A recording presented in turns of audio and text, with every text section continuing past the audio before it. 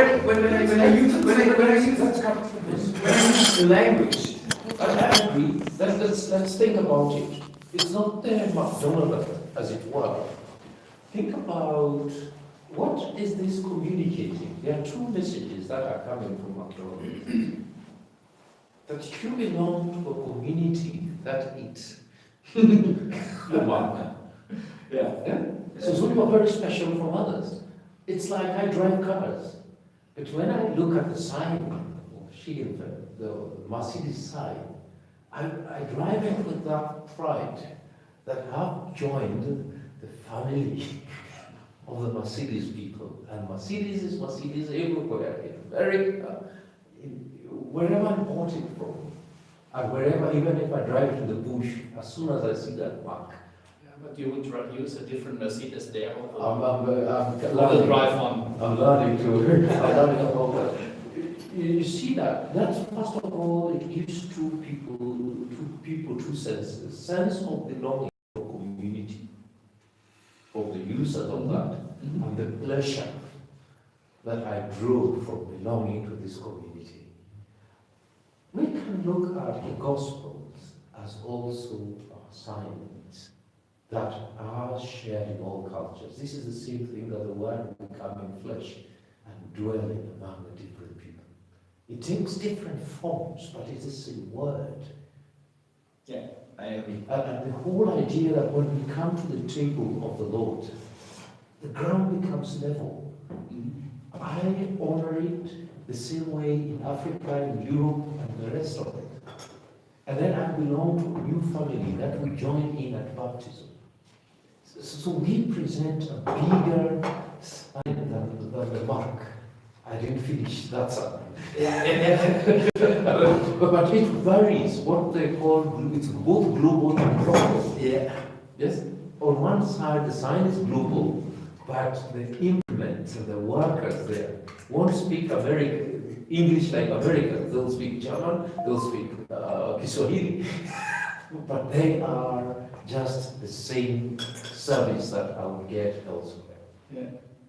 But now that brings me to our failure, that we as Christians have not created that community. Muslims succeeded in it when they have the Ummah. Yes? Of course, with a lot of variety and differences. But we who should work towards oneness have not worked towards oneness. The Catholics somehow, and the Anglicans somehow. Within themselves, yeah. Yes, within themselves. But there is a kind of, wherever you go, services are similar, liturgy is similar.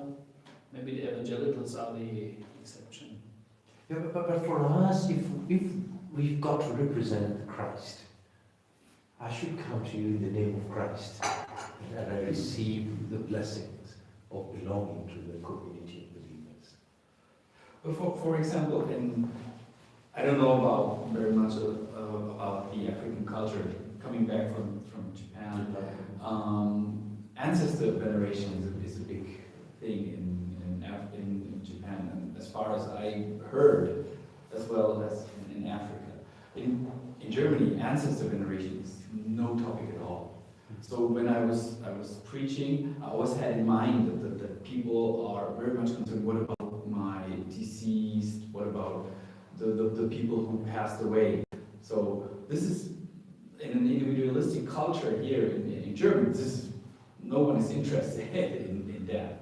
So my question actually was, what would you say is one of the big topics, you coming to Germany, what from your outsider's perspective on the church in Germany, what would you say from your African perspective? What is needed, what topics what are we blind for here in Europe, here in Germany, in terms of the gospel? So that was my original question. I'm sorry for long way going there. So what kind of gospel do we need? I know we need the gospel of Christ, but what part of the gospel, what aspects of the gospel? I shall not be today You can look at what you are. Your context determines really how you interpret and how you read the gospel. You don't have ancestral veneration, but I think you won't see it. Because everywhere I went, I've seen how people venerated Luther and others. You have your heroes of the past. You have your You heroes. should get them to take you to the cemetery, and then you really see how cool the Germans are at honouring the dead. It's incredible what they do. Well, maybe I'm blind for Well, special perhaps you things. need to take It's not letting you give the answer, let's give the answer. It's a different. The Enlightenment gave you guys a kind of a break with the past, but you had always to focus the progress. You always saw what we will be tomorrow, and turning your back on what was behind. But that is not what the gospel is. What true faith is, we've always looked where we've come from and turn this into a story. And that's why theology is much more law, the Tertullian idea of law and things. They've done the three, and then my friend Gustavo from Latin America, the liberal things. But I'm thinking we should have the fourth way. That links us much more gospel, understanding the whole theology as a story that we're part of. The story that was told, how God starts this, how God calls Abraham through him, covenants of God, covenant with the world, covenant with Abraham. We don't see that Hebrewic idea of story. And that's part of what I wanted as theologians. Could we really explore that we didn't just drop in? We are continuing story. And we will do our bit. And when we exit, someone else will carry the story. It doesn't start with us, it doesn't end with us. And it doesn't, there's a new heaven and a new earth that the story continues. And the story starts in God, and story ends in God. So in God we are. So I'm just really thinking when we do theology, it's not the law that we've got to keep. It's not even the consistent salvation and how this works. It's not even the liberation of changing and transforming our society, but this is our story, broken as it is, failed and always been made. In the process, that's will come one day for theology. but the joy is, what I'm only seeing is we don't connect as we are, we connect for business. We don't connect because we are human, we don't connect because we belong. And I'm going back to Western theologians. I think it was C.S. Lewis who rightly say you can be an individual. You can come to God individually, but you cannot. But you can't be a Christian individually. You've got to be a Christian in a community. Now, what is this community? When we have tribal lenses, the community of Christ is only the Hutus. And the others are not part of this, so we can tribalize it. For us here, we can also tribalize it and say it's German and not other. And that's now what Bonhoeffer and others are all pushing us to see the Catholicism of the church. It's not even whether we are Protestant or ecumenical and the rest, but since Christ is the center that holds all of us, we begin from there, if I were to summarize it. But this then robs us of seeing me as your brother. This then makes you feel that if I've not seen a German there, mission is not taking place. So once that then organizes how we perceive the world, that makes me think that resources that we have here are German resources, not kingdom resources. Yeah. That's beautiful, thank you. The two words there, we're a community, and who is that community?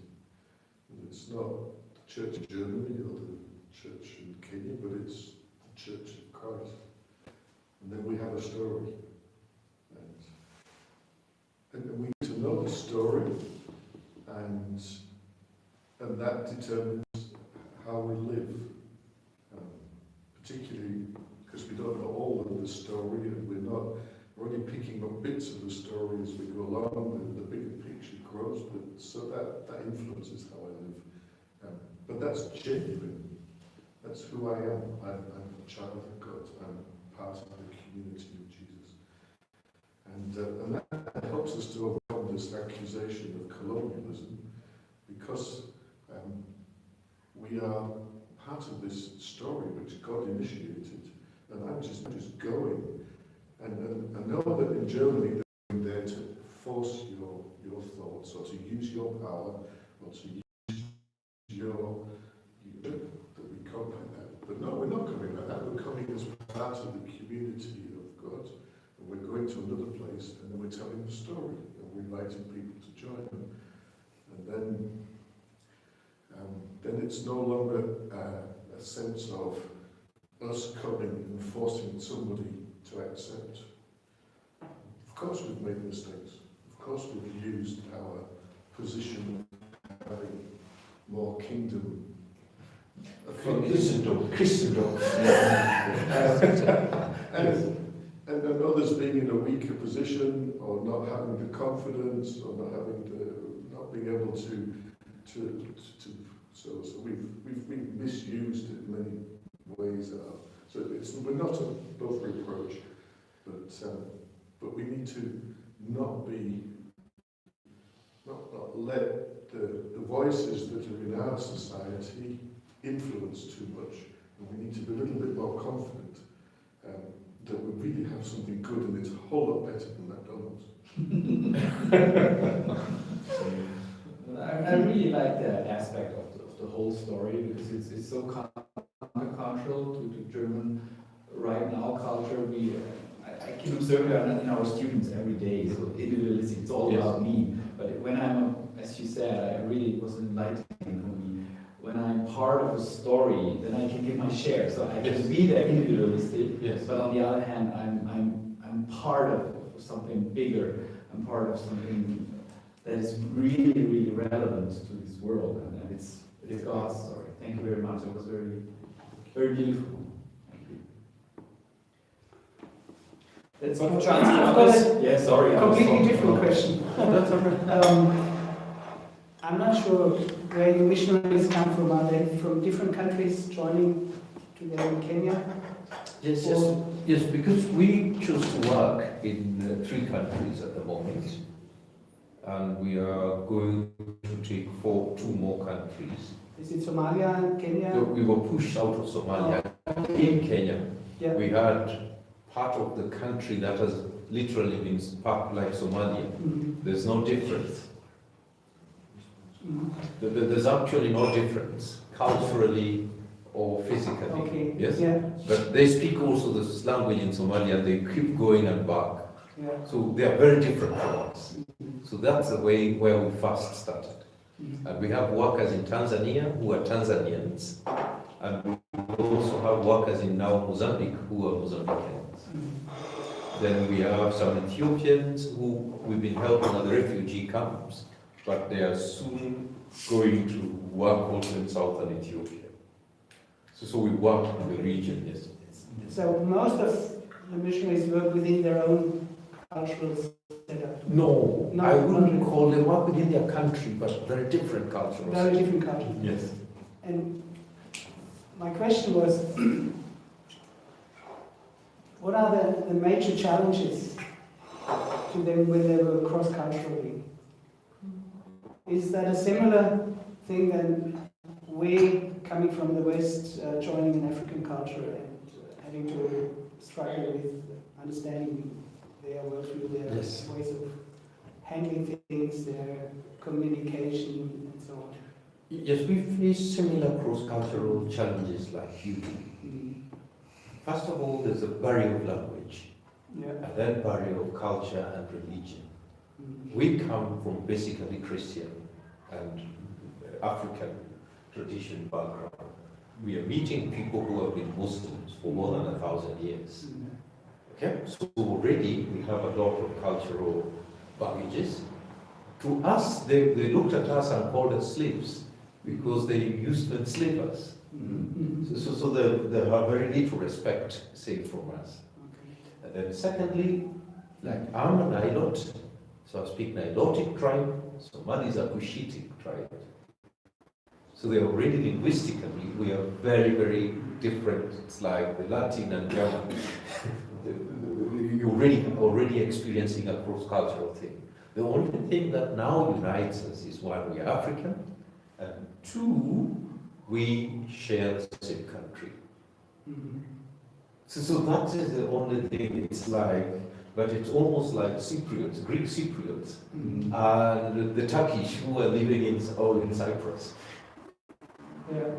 So one leaving the Turkish side to the Greek side, working the Turkish side, you share the country, but you're totally with great divide with different religions. So that's part of what we're feeling. You have both advantages and disadvantages.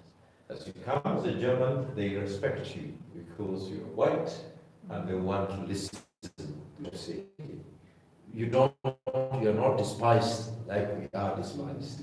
But you also have difficulties in adapting to cultural, contextual issues, climate, and you can't move as freely as we can. There are certain things that you get lost in. So every one of us is coming with a loss and a package that until you land in the context, you will not know what advantage and disadvantage you bring. But as a mission, we opened up to work to build up multicultural teams. That if you were to come to work with us, you work within a team where you can lean on disadvantage. Again, it's this team that proclaims the story. That though we come from different places, we have all been incorporated in this story. And this story has now become our story. We are telling it together. And do you experience missionaries struggling with that and Oh yes. some of them even going back home? Some of them have not even learned the language after 10 years. Yeah, so they've had it difficult. So, but the advantage they've got a third language that both know. Swahili or? Swahili or even English. Yeah. So we find a way of sharing. Yeah. Because the whole essence is we are not all gifted the same. There are those who will learn the language and earthen the story, but there are those who will use their influence and presence to make them reconsider this faith. Yes, so we are not putting rules, but our rule is, are you willing to be present and be a witness for Christ? Yeah. But our cardinal rule is that you must incarnate, you must be present in a context. Thank you. So we face attrition just like you. We face burnout just like you. We face all the kind of pressure from our families. Ours is worse. People like me who had gone to universities and the family were banking that you can't get good jobs and work and save the family. Now you're going for missions and you don't have support even for your own self. It becomes even a double tragedy. That why did they even take you to school? For us, school is like investment. Yeah, and some who are missionaries who are taking government loans to finish their education have no jobs, have no support. How do they pay their loans? We told them to ask God for it. Did they laugh at you? Nothing. Yeah. So it's interesting, and that's what we have always said. At first, remember when we started our mission, I was very, very particular because Western missions never considered us that we possibly could be missionaries. When I went to AIM, I went to this, they said, no, we don't have sending base in Africa. But the technical thing is what now you're going through. How do you do candidature? Then get, and that division that someone in the mission field is a convert and he can't be part of the mission force was one of the most irritating things I came across. I came and I said, I'm qualified, I have a calling like Stalin calling, real calling. I'm educated, just sometimes better than your missionaries. And then the whole thing is because I'm not from Europe, I could not be sent. It drove me nuts. And I asked God, what do we do? The church on the other end had no clue that they can do missions. So when they see you, they say, if you want to really serve God, be a pastor. And I said, no, there are places here where people have not heard the gospel. There's no vehicle to bring us to do this. This was the only reason why we started Sheepfold Ministries. So that those Africans who do not fit in anywhere can now find a mission where they will be prepared and be sent. Now the challenge came once we started doing that we were risking being nationalists.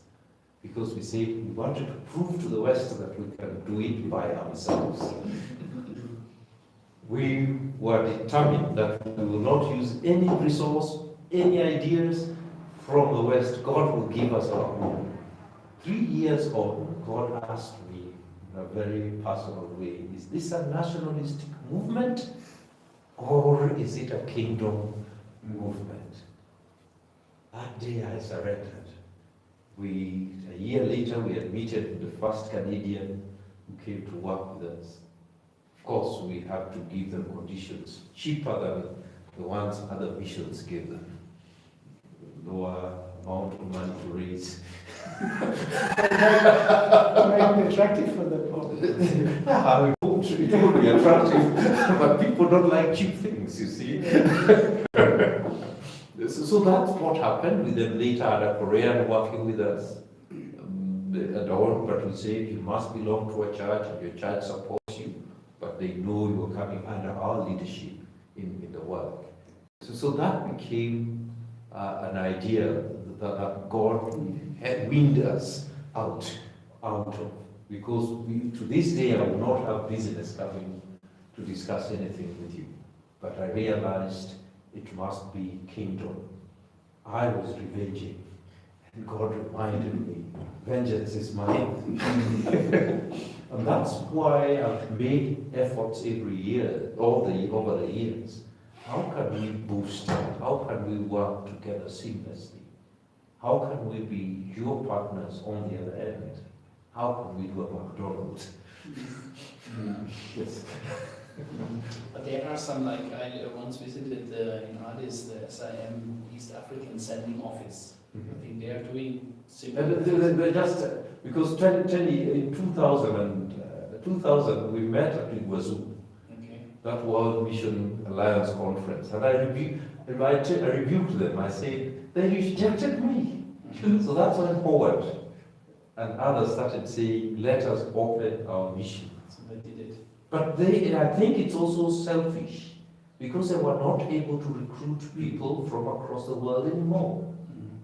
We have very soft people nowadays who can't fit in missions. And so they go for the low-lying fruits. and that's just brutally honest. Yeah, but they would be willing to send missionaries, African, Ethiopian ones, they would have given us a missionary from Ecuador to work. You see, they will do it for you, but they won't do it for us. Are you sure? Yeah, of course. They sent one to Zambia, for example, to work with the evangelical church there. Yes, they will work with the church, but they will not send them through other missions. Okay. Aha. Is that not your partner, SIM? It's not, GMG works with everyone. I have their testimony. You see, the part that we as mission agencies also protect becomes one of our kind of problem. We would rather work with churches than other mission agencies. Churches, the problem is they don't have the capacity to supervise our missionaries. They do not have the capacity to advise our missionaries. So the missionary is actually used much more as a source of funding than anything. If the missionary did not have funds, they will not want the person. Yeah, we know that. You know that? Yeah. I thought you didn't. So it's not the skill that these people want, it's much more the money. So why aren't we honest and just give them the money?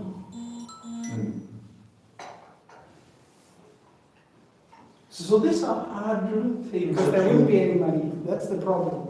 I know. Or not as much. So then It's always connected with the person. and as a chairman of CMS, I was a chairman of Church Missionary Society board, and this was a lot of the fight we had.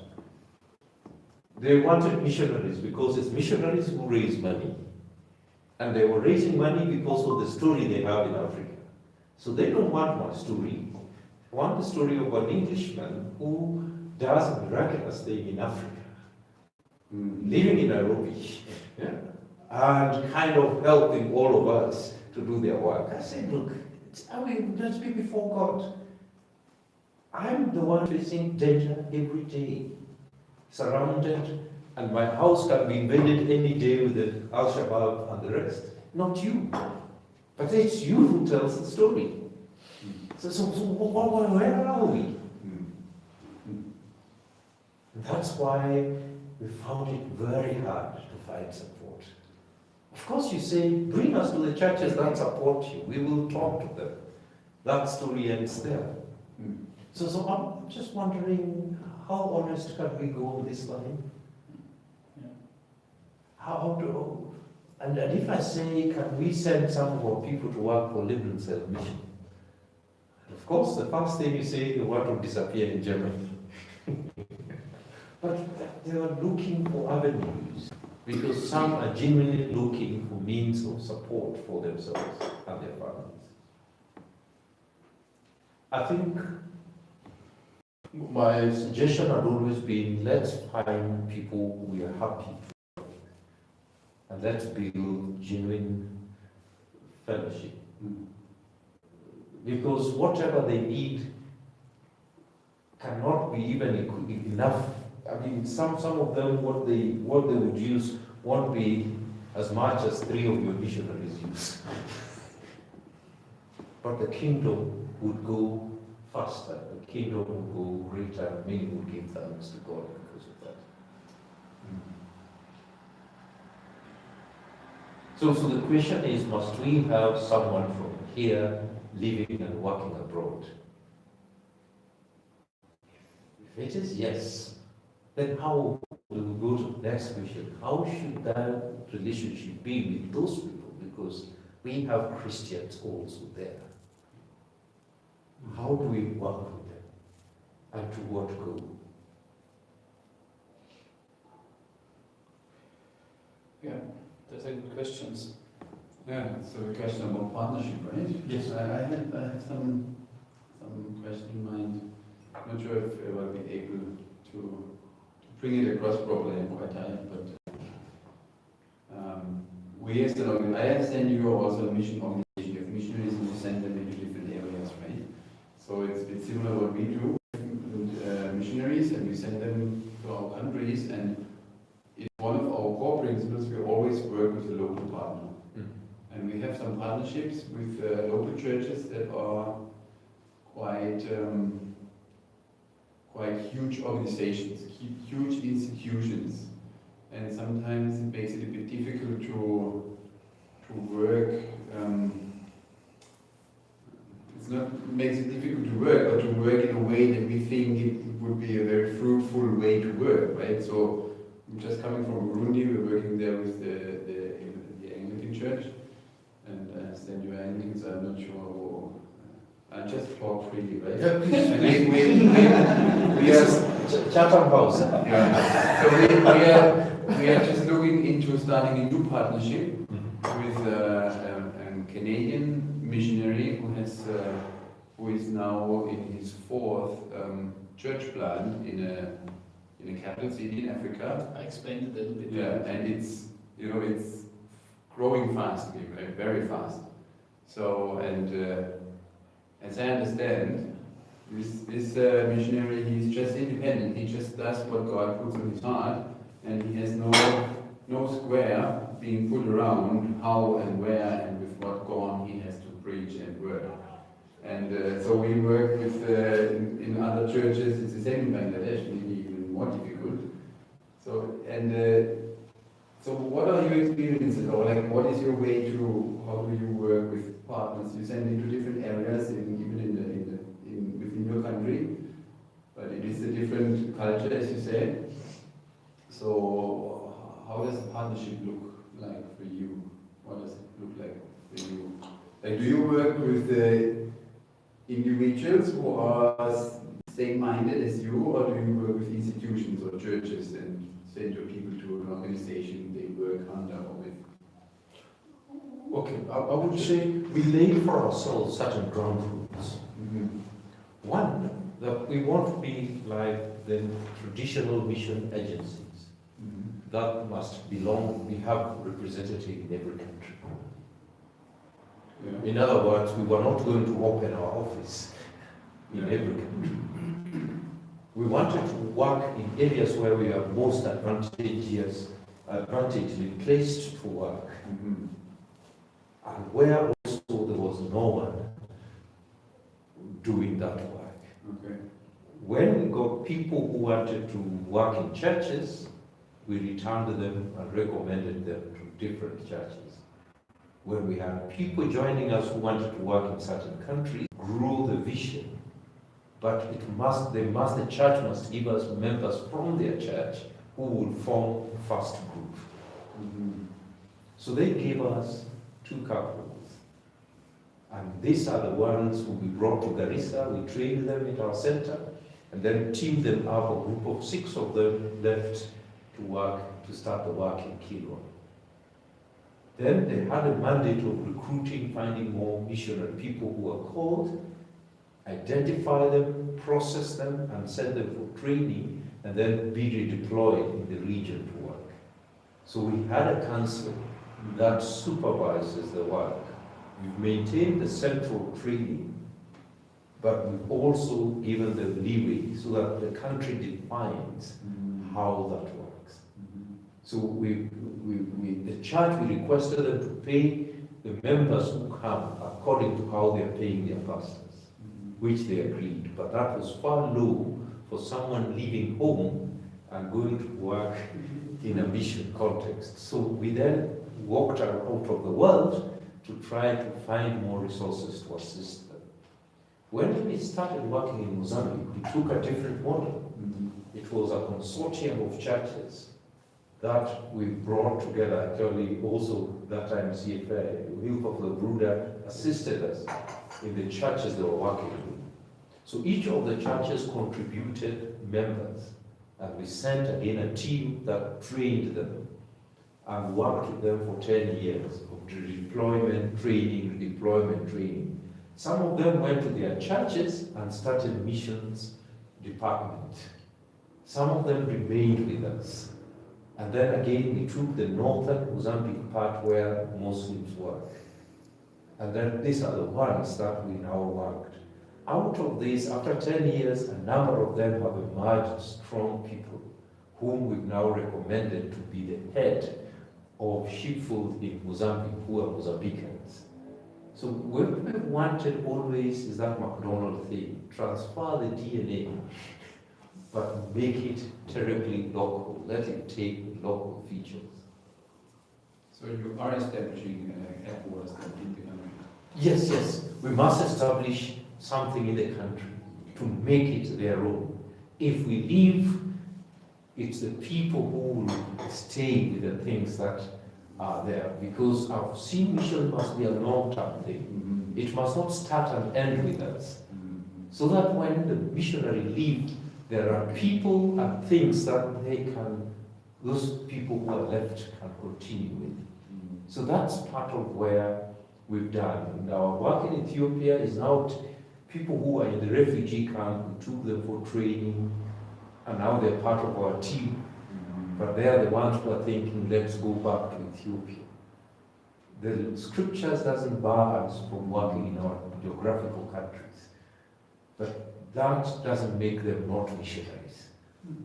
So that's part of what we've removed the geographical boundary, but we've maintained one must cross culture.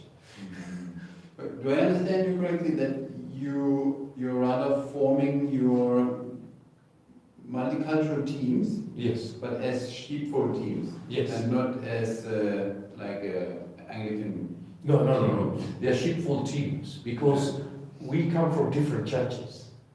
My mantra has been proper churchman, proper missionary. The challenge has been missionaries have never been churchmen. Because some are recruited from high school and have never been in church. The trip that took them to church was fundraising. But they've never been part of a church, known how a church runs. So it's given them difficulty when they planted a church, how they run it. So we've always said, work first in your church and come from the church to come to missions. So we have Pentecostals in our team, we have Baptists, we have Presbyterians, and Anglicans. We don't have Catholics. And then we have the Brethren. But what kind of churches do they plant? Are they going to be, or are they already denominational, or? So it depends on some agreement we've made. In southern Tanzania, we are working with the Brethren Church, Kanisa la Biblia. So any church we plant will naturally become Kanisa la Biblia. So our system, basically. Yes. So you don't plant sheepfold churches? No, we don't plant which is Baptist why- church. It depends on the church, you work together locally. Yes. It's like our system. Which is why every one of us must also belong to a church. We Yes. don't plant even cell churches. No, we won't have that. Yeah. Because we feel we are catalysts for the church. Okay. Well, it's a little bit different to me, but yeah, maybe I just don't really understand. You know, sometimes we or I feel we in the ways we can work, we are very restricted to the ways our local partner works. I understand that Yeah. because you make them your partner. Yeah. We created this agreement before we came into partnership. You are requested for. Yeah. For instance, the Anglican Church, they set us a missionary to work with the youth. And you are bound to honor that and send them someone who will work with the youth. We, on the other hand, are finding areas where no church exists. Okay. And we want to start missions in totally new area. And so we have the freedom to design what we could do in those areas where churches don't exist. Your own is not easy. If you, a missionary in Burundi, was working among Muslims, it would be different from him now being requested for by the church. So that the church, Bishop Erastus, yes, the one, the Bishop of Bujumbura. I met him Yes, days ago. yes, Yeah. quite a sizable one. Yeah, he's, Yes. So he then says, because the CMS missionaries worked there, and other missionaries, because he's also partnership with CMS, and Middle Africa Missions, and Crosslinks too. So every one of them, they decided, our people can't, we need you to come and help. The truth is, your missionary cannot run the local church effectively. The best is he can work as a member of the team. And in your own context, you are supporting them by giving them a worker of specific agreement you've agreed. Either he's working in the office or he will work with the youth. I don't know who your missionary there is working, what is his program? They left the church because they were frustrated. They joined different ministries. We have one now, he's helping as a partner, he's a senior missionary. Administrative consultant, Yeah. basically. Okay. That's his. So we have two missionary families, they are actually not working anymore really within the Want them out. church. Yeah, they You found not- different partners. So this is where you would have taken advantage of a third party. Because to jump from a mission society here to the church there, Mhm. you needed another mission agency to help you interpret the situation on the ground. Yeah, as I understand the history, it started with a verbal agreement, like it was, I heard it in the last days several times. It used to be our very best partner we had 15 years ago. But the church changed in a way and now it's kind of... That's why I'm telling you. Yeah. That's why I'm telling you, missionaries are frustrated when they are there because the church can't supervise them. The church can't advise them. Either the church doesn't want to do that fearing that, and therefore the missionary doesn't get any helpful advice on the ground. No one can tell him what you're doing is wrong or do it this way. So the church tends normally to give them leeway, and many missionaries, not only yours, end up being their own people, doing their own thing and waiting for their time to get home. Some, once they have been given assignment, it doesn't work, they decide to develop their own work alongside what officially would have been. But since they are benefiting the church can't tell them, by the way, this is what we would like. If Because they bring the money. they bring the money, yes. That's a blinding thing. I think the church does tell them what they So want. it's not just, it is a lot to do with the money, but it's something, like you said before, it's being honest and being able to say what you're doing